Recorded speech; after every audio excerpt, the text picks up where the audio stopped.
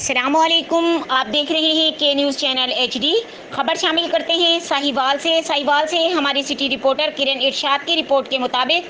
ساہیوال ضلع council hall سے D C چوک تک کشمیر ریلی نکالی گئی۔ ریلی کے موقع پر کمشنر ساہیوال، ڈی سی او اور ڈی پی او ساہیوال، صدر سٹی پریس کلب حاجی وقار میاں، وکاس اینڈ آل کلرک اور بہت بڑی تعداد میں لوگوں نے شرکت کی۔ اس موقع پر کمشنر ساہیوال نے خطاب کیا۔ آج جو صورتحال ہے وہ متقاضی ہے کہ ہم وہی اسپرٹ پیدا کریں اور اکٹھے ہوں، متحد ہوں، اپنے افواج کے ساتھ کھڑے ہوں اور دشمن کی آنکھوں میں آنکھیں ڈال کر اسے ہم یہ بتائیں